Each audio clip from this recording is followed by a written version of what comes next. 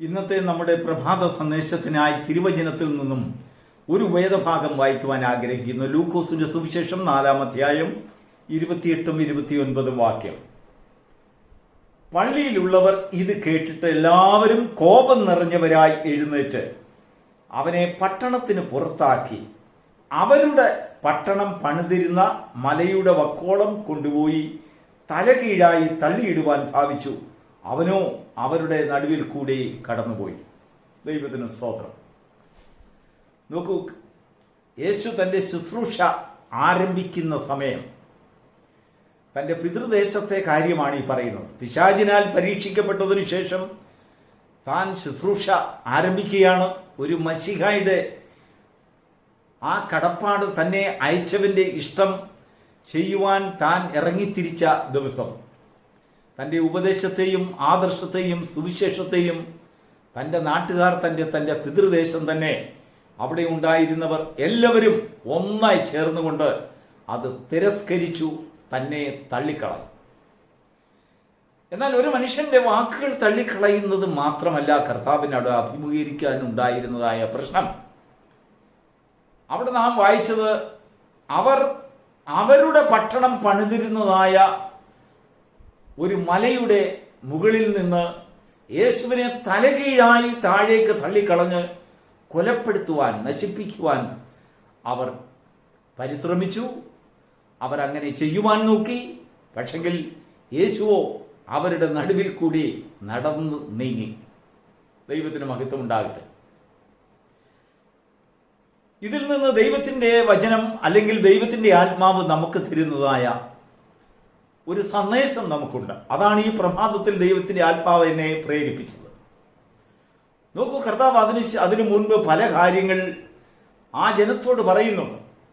എലീശ പ്രവാചകൻ തൻ്റെ പ്രവചന കാലത്ത് 3 ആണ്ടും 6 മാസവും ദേശത്തെല്ലടവും മഴ പെയ്യാതെ വലിയ ക്ഷാമം പൊട്ടിപ്പുറപ്പെട്ടപ്പോൾ സീദോനിലെ സരപ്തയിലെ ഒരു വിധവയുടെ അടുത്തേക്ക് മാത്രമേ ദൈവം ഏലിയാവിനെ അയച്ചുള്ളൂ. എന്നാൽ ആ ദേശത്ത് അനേകം വിധവമാർ ഉണ്ടായിരുന്നു. എങ്കിലും ദൈവം തൻ്റെ പ്രവൃത്തിക്കായി തിരഞ്ഞെടുത്തത് ഒരു വിധവയെ മാത്രമാണ്. അതിൻ്റെ അർത്ഥം, മറ്റുള്ള എല്ലാ വിധവമാരും ദൈവത്തിൻ്റെ ആലോചനയെ തൃപ്തികരമാവണ്ണം അല്ലെങ്കിൽ അതിൻ്റെ ഗൗരവത്തോടുകൂടി അംഗീകരിക്കാത്തവരാണ്. എന്നാൽ ഒരാളെ ദൈവം അതിനിടയിൽ കണ്ടുവച്ചു എന്നുള്ളതാണ് സത്യം. അതുകൊണ്ടും തന്നെ കർത്താവ് പറയുന്നു, ആ ദേശത്ത് പലസ്തീൻ നാട്ടിൽ അനേകം കുഷ്ഠരോഗികൾ എലീശ പ്രവാചകന്റെ കാലത്തുണ്ടായിരുന്നു. എന്നാൽ സിറിയക്കാരനായ ഒരു മനുഷ്യന് മാത്രമേ കുഷ്ഠരോഗത്തിൽ നിന്നുള്ളതായ വിടുതൽ ലഭിക്കുവാൻ തക്കവണ്ണം എലീശ പ്രവാചകന്റെ വാക്കിനെ അനുസരിക്കുവാൻ തനിക്ക് മനസ്സുണ്ടായുള്ളൂ. എല്ലാ കുഷ്ഠരോഗികളും ദൈവത്തിൻ്റെ വചനം അനുസരിക്കുകയായിരുന്നെങ്കിൽ തീർച്ചയായിട്ടും ഇസ്രായേലിൽ ഒരൊറ്റ കുഷ്ഠരോഗി പോലും അവശേഷിക്കുകയില്ലായിരുന്നു. കാരണം സൗഖ്യം കൊടുക്കുവാനും പറയുന്നതനുസരിച്ചാൽ സൗഖ്യത്തെ പ്രാപിക്കുവാനും തക്കവണ്ണമുള്ളതായ ഒരു വലിയ അവസരം ആ ദേശത്തുണ്ട്. എന്നാൽ ദൈവത്തിൻ്റെ ആലോചനയെ അനുസരിക്കുന്നതായ കുഷ്ഠരോഗികൾ അവിടെ ഉണ്ടായിരുന്നില്ല. എങ്കിലും ദൈവം സിറിയയിൽ നിന്ന് എലീശായുടെ വാക്കിനെ അനുസരിക്കുന്ന ഒരു കുഷ്ഠരോഗിയെ ഇസ്രായേലിലെ കുഷ്ഠരോഗികളുടെ ബുദ്ധിനിർദ്ദേശത്തിനായി കൊണ്ടുവന്നു എന്ന് യേശു ഉപദേശിച്ചു. ഈ വാക്ക് കേട്ടപ്പോഴാണ് തൻ്റെ ദേശക്കാർക്ക് വലിയ കോപമുണ്ടായത്. അവർ എന്താണ് ചെയ്തതെന്നറിയാം. യേശുവിനെ അവരുടെ പട്ടണം പണിതിരിക്കുന്നതായ ഒരു മല, അത് അവരുടെ സ്വാതന്ത്ര്യമാണ്. ആ മലയിൽ അവർക്ക് എന്തും ചെയ്യാം. അവരുടെ സ്വന്തം പട്ടണം ആ മലമേലാണ് പണിതിരിക്കുന്നത്. ആ മലയ്ക്കൊരു കടുന്തുക്കാതായ ഒരു തൂക്കമുണ്ട്, അല്ലെങ്കിൽ ഒരു വലിയൊരു ഖാന അവിടെ അടുത്തുണ്ട്, കൊക്കയാണ്. അവിടെ നിന്ന് തലകീഴായിട്ട് ഒരുത്തനെ തള്ളിയിട്ട് കഴിഞ്ഞാൽ അവൻ പിന്നെ ജീവനോട് ശേഷിക്കുകയില്ല. ഒരുപക്ഷെങ്കിൽ അങ്ങനെയുള്ള ഒരു നിഷ്കരുണ വധത്തിന് വേണ്ടി അവർക്കിഷ്ടമില്ലാത്തവരെ തള്ളിയിടുവാൻ വേണ്ടി ആയിരിക്കാം അങ്ങനെ ഒരു സ്പോട്ട് അവർ കണ്ടുപിടിച്ച് വെച്ചിരിക്കുന്നത്. അവരെ ആർക്കും ചോദ്യം ചെയ്യാൻ കഴിയുകയില്ല. എന്നാൽ യേശുവോ അവരുടെ നടുവിൽ കൂടെ കടന്നുപോയി. ദൈവത്തിൻ്റെ ആത്മാവ് നമുക്ക് തരുന്നതായ ഒരു പ്രബോധനം, മനുഷ്യർ അവരുടെ പട്ടണത്തിൽ നിന്ന് അല്ലെങ്കിൽ അവരുടെ പട്ടണം പണിതിരിക്കുന്നതായ ഒരു മലയിൽ നിന്ന് മാത്രമേ അവർക്ക് തള്ളിയിടുവാൻ കഴിയുകയുള്ളൂ. എല്ലാ മലയും അവർക്ക് ആ ഒരു പ്രവൃത്തിക്ക് വേണ്ടി ഉപയോഗിക്കുവാൻ കഴിയുകയില്ല. മനുഷ്യൻ തൻ്റെ മനക്കോട്ടകളിലും അല്ലെങ്കിൽ അവൻ്റെ സ്വാർത്ഥമായ ചിന്താഗതികളിലും അവർ ദൈവത്തോടുള്ളതായ അനുസരണത്തിന് വിരോധമായി അവർ പ്രവർത്തിക്കുമ്പോൾ അവരുടെ ജീവിതത്തിൽ അവർ പണിതിരിക്കുന്നതായ പട്ടണത്തിന് ചില മലകളുണ്ട്. ആ മലകൾ നിഷ്കരുണമായി ചില നീതിമാന്മാരെ വധിക്കുന്നതിന് വേണ്ടി ദൈവത്തോടുള്ളതായ അനുസരണക്കേടിനെ ലോകത്ത് പ്രദർശിപ്പിക്കുവാൻ അവർ പണിഞ്ഞു വെച്ചിരിക്കുന്ന മലയാണ് അവരുടെ പട്ടണത്തെ. ആ മല കണ്ടുപിടിച്ച് അവരവിടെ പണിതിരിക്കുക. ആ മലയിൽ വസിക്കുന്നവരാ. അവർ ദൈവത്തിൻ്റെ വചനം യഥാർത്ഥമായി അംഗീകരിക്കുന്നവരല്ല. അവരുടെ കാഴ്ചപ്പാടിൽ ഒരു മശിഹയ്ക്ക് കൊടുക്കേണ്ടതായ ബഹുമാനവും ഒരു പ്രവാചകന് കൊടുക്കേണ്ടതായ ബഹുമാനവും അവർക്ക് എങ്ങനെ കൊടുക്കണമെന്ന് അവർക്കറിയില്ല. അവരുടെ ഇഷ്ടത്തിനനുസരിച്ച് പ്രസംഗിക്കാത്ത ഏതൊരു പ്രസംഗിയും അവരുടെ മലയിൽ നിന്ന് കടുന്തുക്കായി താഴെ തലകീഴായിട്ട് വീണ് അവർ ഇല്ലാതായി പോകും, നശിച്ചു പോകും. അങ്ങനെയുള്ളൊരു ചരിത്രം അവിടെയുണ്ട്.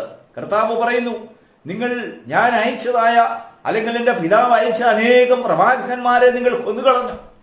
നിങ്ങൾ മലയിൽ നിന്നും അല്ലെങ്കിൽ പർവ്വതങ്ങളിൽ നിന്നും അവരെ തള്ളി താഴെയിട്ടു, അവരെ കൊല ചെയ്തു, അവരെ നിഷ്കരണം വലിച്ചിടിച്ച് പട്ടണങ്ങളിൽ കൂടെ അവരോട് നിങ്ങൾ മര്യാദയില്ലാതെ വളരെ ബഹുമാനമില്ലാതെ അവരെ നിഷ്കരണം വധിക്കുകയുണ്ടായി, മർദ്ദിക്കുകയുണ്ടായി, ഉപദ്രവിക്കുകയുണ്ടായി.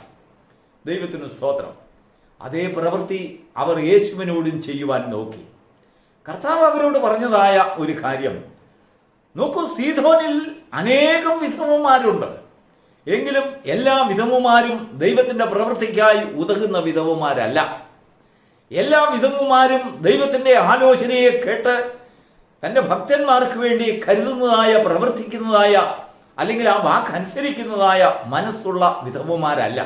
നമ്മുടെ ദേശത്ത് അനേക വിധവമാരുണ്ടായിരിക്കാം, അനേക സാധുക്കൾ ഉണ്ടായിരിക്കാം, അനേക നീതിമാന്മാരുണ്ടായിരിക്കാം, അനേക സന്മനസ്സുള്ളവരുണ്ടായിരുന്നിരിക്കാം, അനേക അർഹരായിട്ടുള്ളവരും കാണുമായിരിക്കാം. പക്ഷെങ്കിൽ ദൈവം തൻ്റെ പ്രവൃത്തിക്കായി ഉപയോഗിക്കുന്ന ചില വ്യക്തിത്വങ്ങൾ, അത് ദൈവം ചിലരിൽ നിന്നും വ്യത്യസ്തമായി അവരെ സമൂഹത്തിൽ വ്യത്യസ്തമായി അവരെ കാണുന്നു എന്നുള്ളതാണ്. നാം പലപ്പോഴും നമ്മുടെ കൂട്ടുകാരോടും നമ്മുടെ സഹപ്രവർത്തകരോടും സഹവിശ്വാസികളോടും നമ്മുടെ ചാർച്ചക്കാരോടും വീട്ടുകാരോടും ഒക്കെ ചേർന്ന് താമസിക്കുന്നു, ജീവിക്കുന്നു, ജോലി ചെയ്യുന്നു, നിത്യവൃത്തി കഴിയുന്നു. അനേക കഷ്ടങ്ങളിൽ കൂടെ ഒക്കെ നമ്മൾ കടന്നു പോകുന്നു, നമ്മൾ പ്രാർത്ഥിക്കുന്നു, ആരാധന കഴിക്കുന്നു, അനേക നല്ല നല്ല കാര്യങ്ങളൊക്കെ നമ്മൾ കേൾക്കുന്നു. പക്ഷെങ്കിൽ നാം എല്ലാവരും ദൈവത്താൽ ഉപയോഗിക്കപ്പെടുന്നവരല്ല എന്നുള്ളതാണ് സത്യം.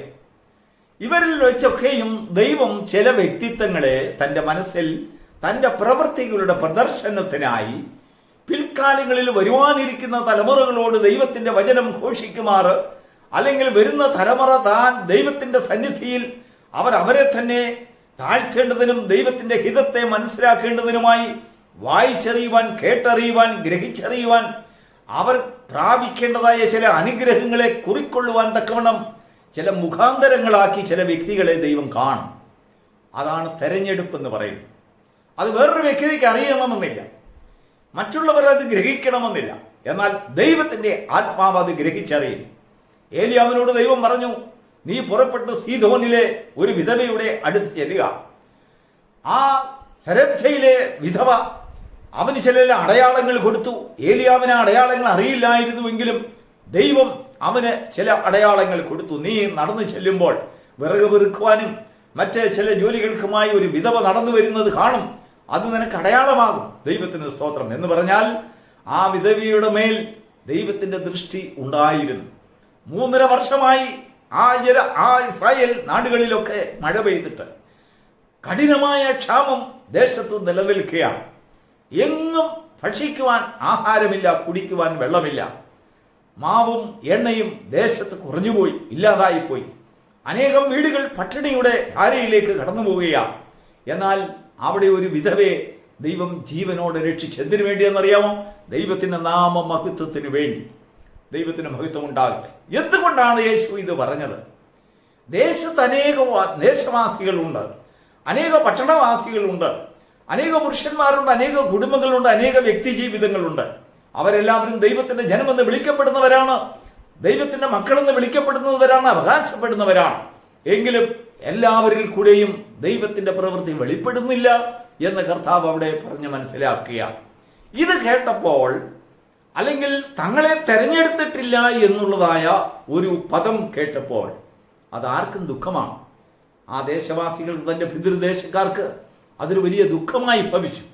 അവർക്ക് വലിയ ഭാരമായി പോയി.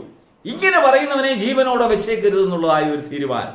ദൈവത്തിന് മഹത്വം ഉണ്ടാകട്ടെ. പ്രിയപ്പെട്ട ദൈവത്തിൻ്റെ മക്കളെ, നാം ദൈവത്തിൻ്റെ ഹിതത്തിന് വിരോധമായി പ്രവർത്തിക്കുമ്പോൾ ആ നമ്മുടെ പ്രവൃത്തിയെ ദൈവത്തിന് വിരോധമായി പ്രവർത്തിക്കുവാനുള്ളതായ ചില പ്രവൃത്തികളുടെ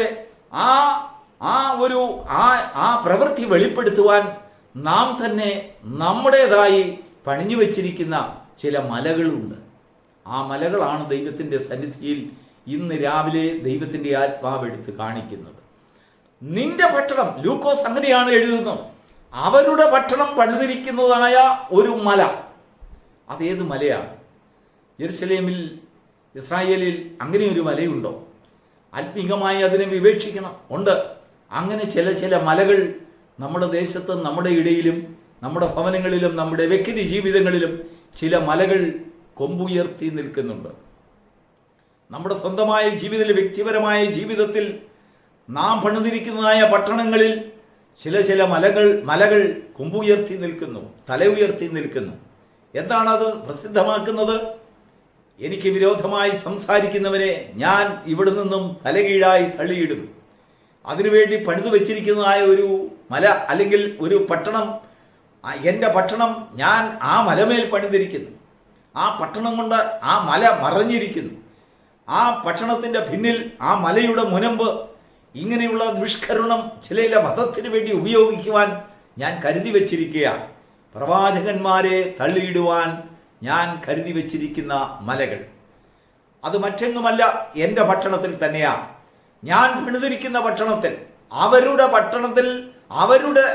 പട്ടണം പണിതുയർത്തിയിരിക്കുന്ന മലയുടെ മുകളിൽ നിന്ന് യേശുവിനെ തള്ളിയിടുവാൻ അവർ ഭാവിച്ചു. പക്ഷെങ്കിൽ എന്താണ് സംഭവിച്ചതെന്നറിയാമോ? യേശുവോ അവരുടെ മധ്യത്തിൽ കൂടെ നടന്നു നീങ്ങി. Praise the Lord.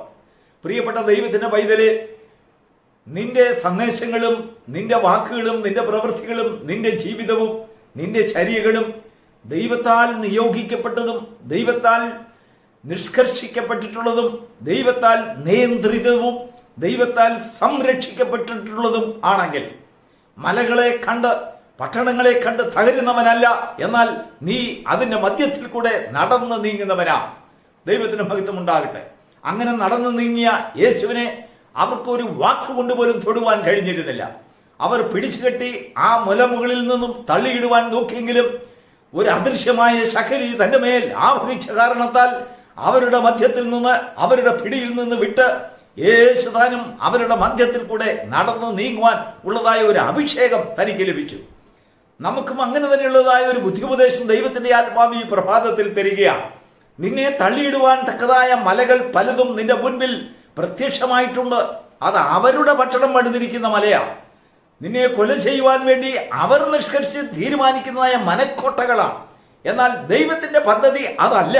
അങ്ങനെയല്ല ദൈവം നിന്നെ നടത്തുവാൻ ഉദ്ദേശിക്കുന്നതെങ്കിൽ, അതിനുവേണ്ടി അല്ല ദൈവം നിന്നെ വിളിച്ചിരിക്കുന്നതെങ്കിൽ, നിന്റെ വിളിയും നിന്റെ തെരഞ്ഞെടുപ്പും അങ്ങനെയുള്ള ഒരു അവസാനത്തിന് വേണ്ടി അല്ല എങ്കിൽ ആ മലകളെ കണ്ട് നീ പരിഹാസത്തോടെ പുഞ്ചിരിച്ച് അവരുടെ മധ്യത്തിൽ കൂടെ നടന്നു പോകുവാൻ ദൈവം ഒരു പുതിയ കൃപ നിനക്ക് തരും. ദൈവത്തിന് മഹത്വം ഉണ്ടാകട്ടെ.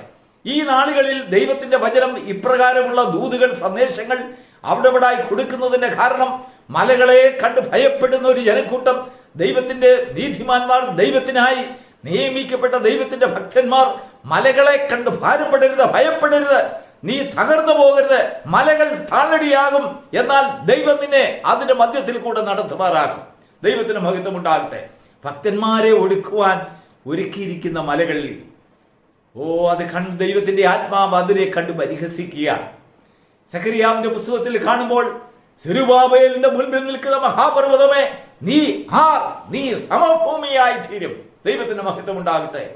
പ്രവാചകന്മാരുടെ മുൻപിൽ നിൽക്കുന്നതായ അല്ലെങ്കിൽ പട്ടണം, മലകൾ, പർവ്വതങ്ങൾ, കൊടുമുടികൾ, അവർക്ക് മുൻപിൽ മറ്റുള്ളവർ സാധാരണ ജനങ്ങൾ അത് കണ്ട് ഭയപ്പെട്ടു പോയേക്കാം. എന്നാൽ ദൈവത്താൽ തിരഞ്ഞെടുക്കപ്പെട്ട ഒരു വ്യക്തി, അവൻ ദൈവത്തിന്റെ ആത്മാവിനാൽ നിറയപ്പെട്ട് പറയുന്ന ഒരു ഭാഷയുണ്ട്. സെരുബാബേലിന്റെ മുൻപിൽ നിൽക്കുന്ന മഹാപർവ്വതമേ, നീ സമഭൂമിയായി തീരും. ദൈവത്തിന് മഹത്വം ഉണ്ടാകട്ടെ. ദൈവത്താൽ നിയോഗിക്കപ്പെട്ട ചില നിയോഗങ്ങൾ തകർക്കുവാൻ മനുഷ്യരെ കൊണ്ട് സാധ്യമല്ല. നിന്റെ അനുദിന ജീവിതത്തിൽ നിന്നെ തള്ളിയിടുവാനും നിന്നെ നശിപ്പിക്കുവാനും നോക്കുന്നതായ മലകളെ, അതിൻ്റെ മേളിൽ നിനക്കൊരു വാതുകെട്ടിയുള്ള ഒരു അഭിഷേകം ഉണ്ടാകണം. നോക്കൂ, കർത്താവ് അതിൻ്റെ മുൻപിൽ കൂടെ, അവരുടെ മധ്യത്തിൽ കൂടെ നടന്നു പോയിക്കൊണ്ടിരുന്നു.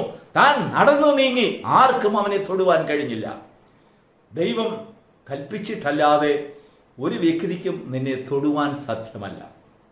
അതാണ് ദൈവത്തിൻ്റെ കാവലിൻ്റെ വിശേഷത. ഈ പ്രഭാതത്തിൽ അനേക മലകൾ കണ്ട് ഭയപ്പെട്ട് വിറങ്ങലിച്ച് ജീവിതത്തിൽ മുരടിച്ച് എങ്ങോട്ട് നീങ്ങും, മുന്നോട്ടും പുറമോട്ടും പോകുവാൻ ഒക്കത്തില്ല. ഇരുവശത്തും മലകൾ, നിന്നെ ഇല്ലായ്മ ചെയ്യുവാനുള്ളത് മലകൾ, പ്രതികൂലങ്ങൾ, പ്രതിസന്ധികൾ, രക്ഷപ്പെടുത്തുവാൻ ആരുമില്ല. നിന്റെ പിതൃദേശമാണ്, നീ അറിയപ്പെട്ടവരാണ്, നിന്റെ സ്നേഹിതന്മാരാണ്, നിന്നെ നല്ലതുപോലെ അറിയും, നിന്റെ കുടുംബത്തെ ഒക്കെ അറിയും. പക്ഷെങ്കിൽ ഇപ്പോഴോ ആ അറിയുന്നവർ വന്ന് തന്നെ നിന്നെ മലയുടെ മുകളിൽ നിന്ന് തള്ളി താഴെയിടുവാൻ നോക്കുന്നു. എന്നാൽ ദൈവത്താൽ അഭിഷേകം നിന്നിൽ വന്നിട്ടുണ്ടെങ്കിൽ, ദൈവമാണ് നിന്നെ അവിടെ നിയോഗിച്ചിട്ടുള്ളതെങ്കിൽ, ദൈവമാണ് നിന്നെ നടത്തുന്നതെങ്കിൽ, പ്രിയ ദൈവ പൈതലേ, പേടിക്കേണ്ട. സെരുബാബേലിനെ പോലുള്ള ഒരു അഭിഷേകം നിന്റെ മുൻപിൽ വരും.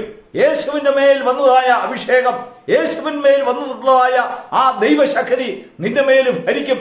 നീ അവനിൽ വിശ്വസിക്കുന്നവരെങ്കിൽ അവനിൽ വ്യാപരിച്ചതായ പുനരുത്ഥാനത്തിന്റെ ശക്തി, ഉയർത്തെഴുന്നേൽപ്പിന്റെ ശക്തി ശത്രുക്കളുടെ ഇടയിൽ നിന്നെ ശക്തിയോടെ ഉയർത്തെഴുന്നേൽപ്പിക്കുമാറാക്കും, നിന്നെ അതിശക്തിയോടെ നടക്കുമാറാക്കും. God bless U.